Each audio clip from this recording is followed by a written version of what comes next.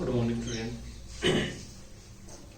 देखो, आज हम अपनी नेक्स्ट क्लास, इससे पहले हमने नर्वस सिस्टम की स्टडी की थी। आज हम अपनी नेक्स्ट क्लास के अंदर नेक्स्ट लेसन यूनिट सेकंड का जो चैप्टर है वो स्टडी करेंगे। जनरल फिजियोलॉजी में बीएससी सेकंड ईयर, और इसमें है मसल्स, कॉन्ट्रैक्शन, ये मसल्स फिजियोलॉजी। और देखो, मैंने आपको दो मेजर सिस्टम बताए थे, दो मेजर सिस्टम। एक तो एंडोक्राइन सिस्टम प्लस एक नर्वस सिस्टम। ये दोनों मिलकर पूरी बॉडी को रेगुलेट करते हैं, पूरी बॉडी का नियमन करते हैं, पूरी बॉडी में मूवमेंट करते हैं, पूरी बॉडी में जितने भी फंक्शन होते हैं उन सभी को कंट्रोल करने का कार्य इन दोनों सिस्टम का है। एक के बिना दूसरे का वजूद नहीं है। जैसे सिक्के के एक पहलू के बिना दूसरी, यानी हेड और टेल दोनों का होना जरूरी है, उसका पूरा वजूद होना चाहिए। अगर एक प्रेजेंट नहीं रहेगा तो दूसरा अच्छी तरह वर्क नहीं करेगा, ठीक है ना। इसी प्रकार से अगर पूरी बॉडी में मूवमेंट करना है, पूरी बॉडी में अगर प्रॉपर तरीके से मूवमेंट करना है, जैसे मैं बोल रहा हूं, हाथों को हिला रहा हूं, चल रहे हैं, ठीक है ना, तो ये सारा किसके द्वारा कंट्रोल होता है? मसल्स के द्वारा। और मसल्स को कौन कंट्रोल करता है? Nervous system. क्योंकि नर्वस सिस्टम और मसल्स न्यूरोमस्कुलर, नर्वस सिस्टम और मसल्स दोनों एक जंक्शन के द्वारा जुड़े होते हैं, जंक्शन, जिसे बोलते हैं न्यूरो मस्कुलर जंक्शन। क्या बोलते हैं इसको? Neuro muscular junction. जैसे जंक्शन वो होता है जो टू लाइनों को जोड़ता है, जैसे रेलवे जंक्शन होता है, टू लाइनों को जोड़ने का वर्क करता है। उसी तरह से मसल्स यानी पेशियों को और नर्वस सिस्टम, तंत्रिका तंत्र को, दोनों को जोड़ने का जो वर्क करता है वो होता है न्यूरोमस्कुलर जंक्शन। अगर नर्वस सिस्टम खराब हो गया तो मसल्स काम करना बंद कर देगी। मसल्स क्या कर देगी? काम करना बिल्कुल ही बंद कर देगी, क्योंकि पूरा कंट्रोल किसके द्वारा है? नर्वस सिस्टम के द्वारा है, ठीक है। तो जितने भी मूवमेंट होते हैं, बोलना, चलना, फिरना, ठीक है ना, ये सारे के सारे किसके द्वारा होता है? मसल्स के द्वारा होता है। और इसको कंट्रोल कौन करता है? नर्वस सिस्टम, ठीक है। अब देखो, अगर मान लो जैसे किसी भी व्यक्ति में अगर मसल्स अच्छी तरह ग्रोथ नहीं कर रही है, आजकल एक बीमारी आई है बहुत, हालांकि करोड़ों लाखों व्यक्तियों के अंदर एक में होती है ये, उसका नाम है मस्कुलर डिस्ट्रॉफी। उस डिजीज का क्या नाम है? Muscular dystrophy. ये सिर्फ लड़कों में होती है, लड़कियों में ये डिजीज नहीं होती है, ठीक है ना। इसमें बच्चा जब पैदा होता है उस समय तो कोई प्रॉब्लम नहीं आती है, लेकिन जैसे जैसे वो थोड़ा थोड़ा एज ग्रहण करता है, 1 साल का, तो वो चलना प्रारंभ करता है, तो घुटनों के हाथ लगाकर खड़ा होता है। फिर वो जितनी तेज गति से चलना चाहिए उतनी तेज गति से नहीं चल पाता है। डॉक्टर्स उसकी लास्ट एज बताते हैं 17 ईयर्स, 17 साल लास्ट।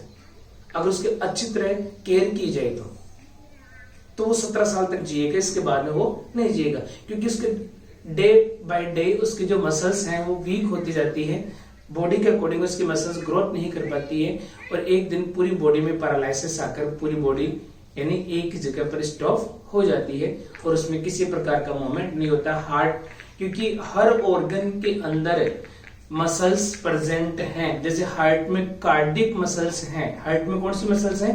कार्डिक मसल्स हैं। अगर बाय चांस 5 सेकेंड भी अगर कार्डिक मसल्स अगर अपना कार्य करना बंद कर देती है तो हार्ट डैमेज हो जाता है, हार्ट बंद हो जाता है, हार्ट अटैक आ जाता है, और ऑटोमेटिक यानी व्यक्ति की मृत्यु हो जाती है, डेथ हो जाएगी, ठीक है ना।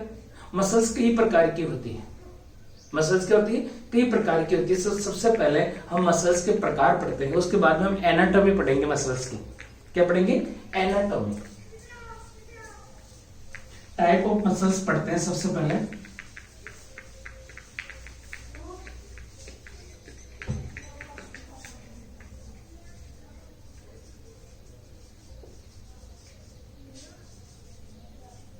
सबसे पहले अगर हम देखते हैं तो तंतुओं के आधार पर सबसे पहले कौन सा है? तंतुओं के आधार पर। तंतुओं के आधार पर मसल्स दो प्रकार की होती है, एक होती है रैखिक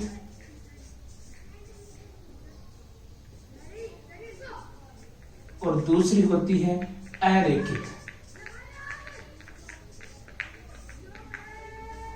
एक तो होती है रैखिक और दूसरी होती है अरैखिक, स्ट्रेटेड और नॉन स्ट्रेटेड। एक कौन सी होती है? एक तो होती है स्ट्रेटेड और एक होती है नॉन स्ट्रेटेड मसल्स, ठीक है ना? और इन दोनों मसल्स के बारे में हम स्टडी करेंगे, ठीक है? एक होती है किसके आधार पर? विल पावर के आधार पर।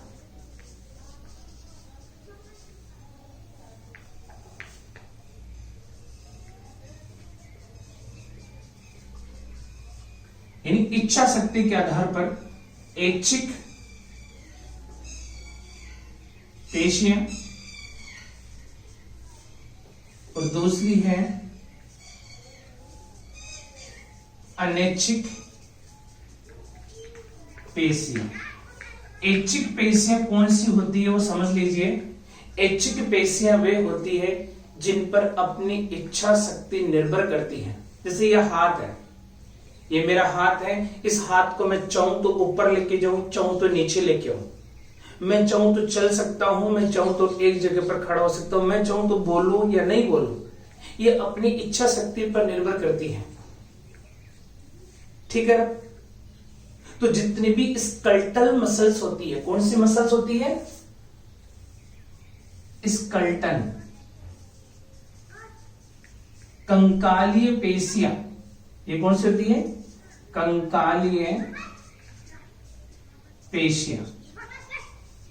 ये सारी कौन सी होती है? ऐच्छिक पेशियां होती है।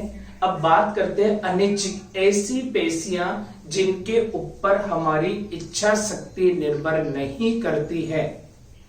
कौन सी पेशियां? ऐसी पेशियां जिनके ऊपर हमारी इच्छा शक्ति निर्भर नहीं करती है, उन्हें हम अनैच्छिक पेशियां कहते हैं। तो जितने भी विसरल ऑर्गन होते हैं, विसरल ऑर्गन मसल्स, आंतरांगीय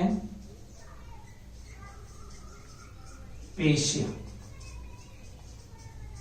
अब विसरल ऑर्गन में जैसे हार्ट है, लंग्स, ये जितने भी इंटेस्टाइन हैं,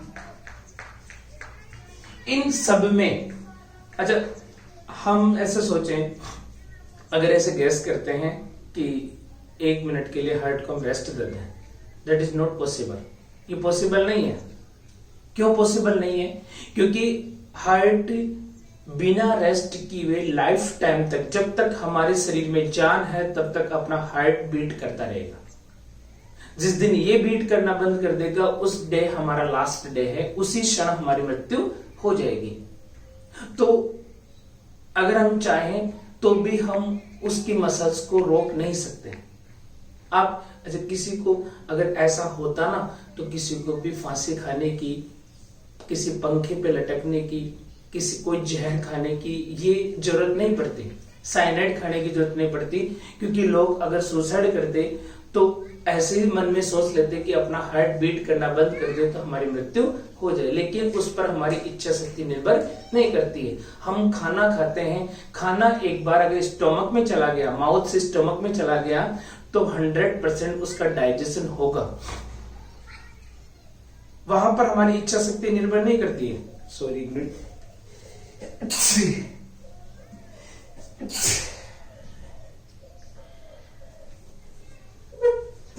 उस पर हमारी इच्छा शक्ति निर्भर नहीं करती है बिल्कुल भी।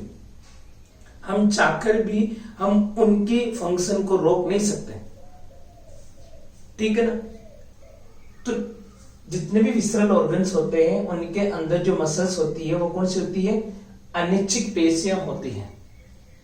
तीसरा प्रकार मैं बताता हूं, तीसरा प्रकार, थर्ड टाइप, स्थिति के आधार पर,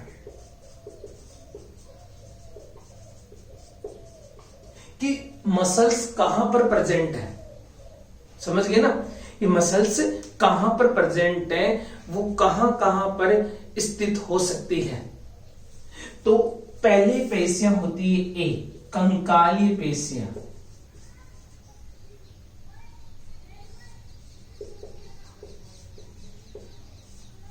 फर्स्ट, जो हमारी पूरी स्केलेटन के ऊपर, पूरे कंकाल के ऊपर, जैसे हाथों पे, पैरों पे जितनी भी मसल्स होती है जिनके द्वारा हमारी बॉडी में मूवमेंट होता है, एक स्थान से दूसरे स्थान पर हम जाते हैं, वो सारी की सारी कौन सी मसल्स होती है, कंकालीय पेशियां होती है। दूसरी, कार्डियक मसल्स, हृदय पेशियां। कौन सी पेशियां, हृदय पेशियां, यानी वे मसल जो हार्ट के ऊपर प्रेजेंट होती है। समझ गए ना, हार्ट के ऊपर प्रेजेंट होती है, जो हार्ट में यानी फंक्शन के लिए रेस्पॉन्सिबल होती है, उन्हें हम हृदय पेशियां कहते हैं। ये सबसे डिफरेंट टाइप की होती है, ठीक है। सी, विसरल ऑर्गन मसल्स, आंतरांगीय पेशियां, यानी जितने भी अपनी बॉडी के अंदर विसरल ऑर्गन्स होते हैं, उनके अंदर जो मसल्स होती है वो कौन सी होती है, विसरल ऑर्गन मसल्स होती है, ठीक है ना। तो ये तो होगी अपनी मसल्स के प्रकार। रेखित, इनमें रेखित तंतु पाए जाते हैं, इनमें अरेखित तंतु पाए जाते हैं। हम जो मसल्स की स्टडी करेंगे वो रेखित मसल्स की स्टडी करेंगे। और रेखित मसल्स किसमें प्रेजेंट होती है, कंकालीय पेशियों में। स्केलेटल जो मसल्स होती है उनके अंदर स्ट्रेटेड मसल्स होती है, रेखित पेशियां प्रेजेंट होती हैं, ठीक है ना। तो ये तो मैंने टाइप ऑफ मसल्स बताए हैं, मसल्स के प्रकार बताए हैं, ठीक है ना। अब देखो, अगर हम मसल्स की स्टडी करें तो कोई भी पेशी या मसल्स, जैसे हम स्केलेटल मसल्स की बात करते हैं तो मसल्स के टू पार्ट्स होते हैं, एक होता है मांस, एक होता है टेंडन। एक क्या होता है, टेंडन। जैसे मैं मसल्स का ये डायग्राम बना रहा हूं, ये लो, तो ये तो है मसल्स, इसमें स्ट्रेटेड तंतु है, ये कंकाली पेशी एक तरह से। ये तो है मांस,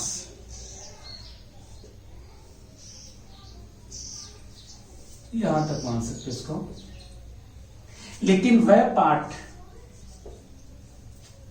जो पेशी को हड्डी से जोड़ता है, पेशी को हड्डी से जोड़ता है, उसे बोलते हैं टेंडन। उसे क्या बोलते हैं, टेंडन।